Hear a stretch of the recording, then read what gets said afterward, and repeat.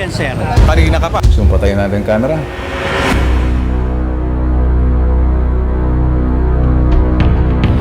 Nagsimula sa isang tawag sa telepono. Biktima siya ng pandurukot ng nasabing grupo na kanya ring mga kapitbahay. Maramihan sila, yung tawag namimitas ng alahas, mandurukot o kaya yung pumipitik. Sa kami nagbubugaw din ng mga minor de edad. Meron silang tatlong grupo eh. Yung mga hold-upper at snatcher na may humahawak sa kanila. Yan yung pangalan ng Apilong, Malibay, saka yung Santo Niño Group. Araw-araw walang palya kung mambiktima ang mga mandurukot sa Pasay Rotonda, umaga man o gabi. Basta nakita ng may backpack ng tao at mukhang may laman, pipitasan na nila yun. Paano? Kailangan nilang magbigay ng boundary sa mga handler nila. Halimbawa, sa isang oras, nakatatlong cellphone sila. Dalawa doon sa handler na yun. Yung kasing mga vendor doon sa dadaan na yun eh. Sila rin yung namimitas ng alas, saka ng bubugaw. Di ba madaming dadaan na tao doon? Meron silang spotter, yung taga-turo na si Barok. Pero bugaw talaga yun. Kapag na-spatan ni Barok, yung taong may backpack o kaya yung sling bag, imumusukan na niya. Didikit si Kati. Siya yung bubukas ng bag, tas sa likod niya, si Paeng. Sumusunod lang yun. Parang backup lang. Pero issue talaga yung mga yan. Maski akong kapitbahay na nila eh. Ilang beses na nila akong dinukutan eh. Ninakawan pa. Wala na silang pinipili eh. Ako, pinatos na din nila ako. Mga walang hiya talaga sila. Ayon sa tipster na si Gary, kapag nahuhuli ang mga ito, piyansa lang ang katapat kaya't labas-pasok na sa kulungan. Matapos makapagpiyansa, balik sila sa dati. Ilang beses na nilinis yung Rotonda Pasay. Barangay, pulis, traffic enforcer, walang nagawa dyan. Huli nila tapos pagkalipas ng 2 oras, ayun na naman sila, nambibiktima na naman. Kaya patuloy ang pamamayagpag ng pandurukot na mga ito sa dahilang may tumutubos na handler kapag nagkahulihan. Nagtataka ka eh.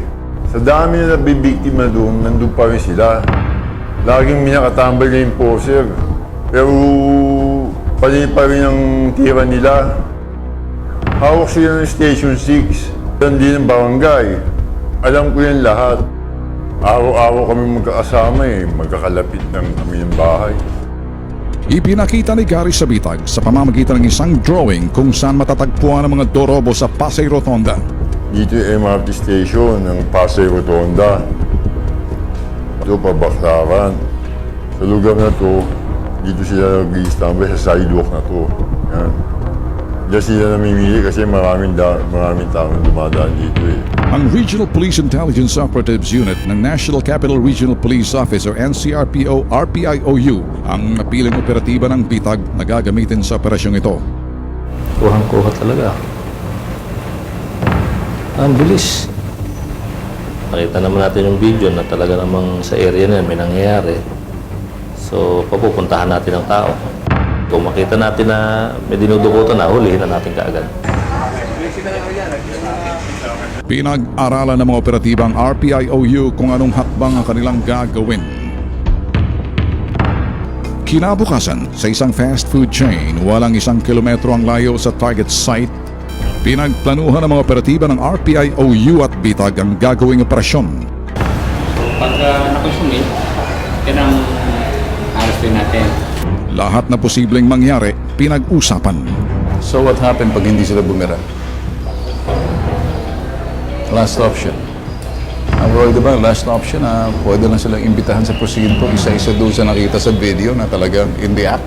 Magiging problema natin kasi ang gusto namin, support namin sir, makuha namin yung mga personnel involved. Gusto namin sa parang kaso talaga sa part para matigil na yung Alright. Plano ng mga operatiba ng RPIOU, hulihin sa akto ang mga mandurukot tsaka sila pagdadamputin. Ito ang iniiwasan ng bitag. May kahinaan ng sistema ng ating batas sa mga krimen tulad nito. Ang paghuli, piyansa, labas at balik sa dating gawi. Pwede yung sampahan ng kaso, uulit, sasampahan ng kaso, uulit-ulit. In the same manner, kung ganun din naman ang kahihinatnan, bakit hindi sila damputin and then invite, explain, ano tong mga videos na to? Pwede naman sir yun. Kaya lang, kung yun kasi yung batas sir eh. Let me tell you this. What if ngayon ginawa natin, nothing happens, nakatunog na sila, marami na kayo sa labas. Alam na nila, wala na sila. Di ba? We still have the video so we can show it. Sir, pwede naman. So either we get them or we invite them. Plain and simple. Ganun lang. Pasado alas 6 ng gabi, napagdesisyonan ng imbitahan, komprontahin ang mga basura sa lansangan ng Pasay Rotonda. Pinagplanuhan kanina sa isang fast food kung anong gagawin dahil madilim na. So, yung plan B, imbitahan itong mga players ng mga pickpocket, iba sa kanila snatcher. Ang execution dito mahalaga kasi baka magpulasan. So, titingnan natin. I hope na ma-execute natin to ng tama.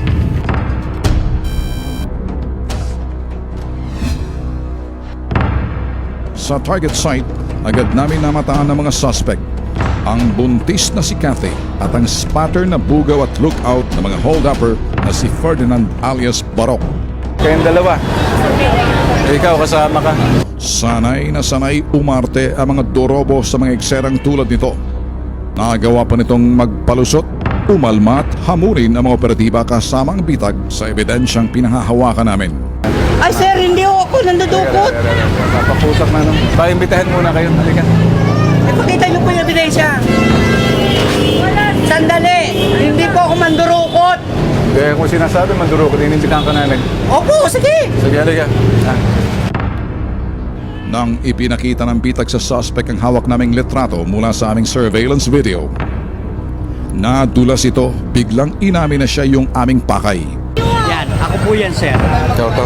Oo. Mama ka. Ay, hindi po ako yan. Sipain po yan eh. Saan si Pai? Nakipagsubukan ito at gumawa ng eksena upang makatawag ng pansin sa mga taong dumadaan. Akala'y matitinag ang bitag. Sipain mo yan. Iyo ako. Ayan, layo ho oh. Halika na, sama ka na. Ano yung binidyohan yung kagad ako? Kanina ka pa, pag ako napuisit na Sige, eksena ka ba? Iniimbitahan ka lang ha. Huwag ka magsisisigaw-sigaw sa akin ha. Kasi makinig ka. Mas pangit kung hindi ka sasama sa amin para paliwanag, okay? Sa bandang huli, wala na siyang magawa kundi sumama na lang sa diplomatikong imbitasyon ng bitag.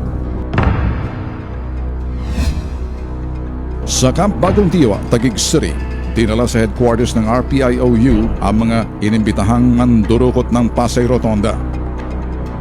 Dito, pinangalanan ng dalawang suspect ang kanilang mga kasamahan. Ayan. Wow! Ikaw ba yan? Yan, dumudukot ka, ano? Ayan, okay. Habang kausap ng bitag ang mandurukot na si Cathy, ang isang ito pa-cute sa aming kamera. Akala'y nakikipagchismisan lang ang bitag sa kanila. Bakit sa palagay mo kinuha kita rito? Akala mo nakikipagkwentuhan ako sa'yo, wala akong kausap dahil hindi kita misidentity. Kaya kita kinuha rito dahil alam ko kung saan ka nakatira, alam kong papel mo, alam ko kung sino mga bugaw na hawak mo, alam ko kung sino yung mga nandoon na pakalakad-lakad ka. May papel ka pa na maliban dyan sa pagginagawa mo na yan. Anong papel mo? Hindi mo sinasabi sa akin. Ay, drama ka naman sa mata mo ng ganyan. Ay, ikaw naman sabihin ko sa'yo, maiihi ka sa pantalon mo na yan. Uuwi ka, hindi lang maiihi, mag-iipot-ipot ka sa yung law na karusunsilyo na yan. Yung porontong na yan, mangangamoy yan, hindi ko maintindihan kung paano ka uuwi. Si Ferdy alias Barok, umaming kabilang siya sa grupo. Hindi daw siya mandurukot kundi bugaw. Ikinanta ni Barok ang kanyang mga nalalaman sa iba pa niyang kasamahang bugaw sa Pasay Rotonda. Sino to? Sino yan? Ikaw. Ikaw yan. Okay, sige. Ikaw yan. Sino ang kausap mo? Ay, bugaw. Bugaw. Ba't mo nakakausap yung bugaw? Kasi wala siyang makuha ang babae. Okay. Sabi niya, Rob, baka meron ka naman kilala, may babae dyan. So nagre-recruit siya ng pokpok. Sa tawag sa kanto, para sabi ko, kuya, wala eh. Alright, sige. Okay, sige lang. Panoorin lang natin, ha? Sino yung naka-block? Ha? Si Bong. Anong trabaho ni Bong? Bugaw. Bugaw din. Isang tirador. Sino tong nakatambay dyan? Sino itong nagkakamot ng kanyang balakubak? Yan po yung bugaw. Bugaw din. Saksakan ng mga bugaw dyan. Akala ni Barok napaikot niya ang bitag na hindi siya kabilang sa mga mandurukot. Small time lang ang pandurukot. Mas malalim ang kanyang papel bilang taganguso at lookout ng 3 grupo ng mga hold-upper sa Pasay Rotonda. Anong partisipasyon mo? Papaliwanag ko nga po eh. Patayin mo nga camera sandali. Buisitin mo ako. Huwag mo akong arte. Minsan kasi pag nandun sa tindahan, Rob, tulungan mo naman ako. Ba't mo siya tutulungan? Titira daw siya sa'yo. Ayun. Tutulong ka. Tumulong ka. Ayun. May partisipasyon ka, hindi ba? Bandang huli, umamin si Barok na siya'y taganguso at pinanindigan na hindi siya kasama sa pang-hold up. Kilala ko silang lahat. Pero hindi ako sumasama sa kanila. White Jimenez, nakatira ng snatch. Yung kumita ng pera. Pero kasali ako. Kasali ka? Yun lang ang gusto ko marinig. Tapos eh. Pero yung sa pera, yung kinita nila. Hindi ako kasali. Anong papel mo? Kasi barkada ko lang sila. May barkada bang? Barkada lang? Kikisama ka lang? Sa estratehiyang ginamit ng bitag sa pag-iimbita sa mga suspect, layunin naming maiparating ang mensahe sa kanilang handler at sa 3 grupo ng mga notorious na hold-upper. Ang kakapal na mukha ninyo kasi lahat na ata nandiyan ang ginawa eh. Hold-upper, snatcher, bugaw. Bawat isa sa inyo may espesyalidad. Ako, curious ako sa espesyalidad mo dahil tinuturo ka eh. Alam mo bakit? Ikaw yung sinasabing muso. Pag ito'y ginunun mo, alam na. Ikaw yung lookout, ikaw ang tagabigay ng info, ikaw ang tagapasa, ikaw ang tagapagmasid, ikaw yung backup, lahat magagawa mo. Kaya, ipinagmamalaki mo sa akin, malinis ka, hindi ka doon sa mga gumaganyan. Small time yun eh, naintindihan mo? Small time, hindi ba? Ang big time kung makapag-ablot kayo ng kwentas, nakapag-hold up kayo. Di ba? Oo o hindi? Sagutin mo na ako, oo o hindi? So, patayin natin ang camera. Pag nakabukas ang camera, protektado ka. Pag patay, delikado ka. Pinaghiwalay ng bitag ang buntis na mandurukot na si Cathy at si Ferdy alias Barok. Umamin ang isa sa kanila sa kondisyong patay ang aming kamera. May proteksyon o butaw na binibigay ang kanilang handlers sa Barangay 147 sa Pasay Rotonda at sa pulis, partikular ang mobile ng Presinto 6, kabilang ang mga traffic enforcer sa Pasay Rotonda.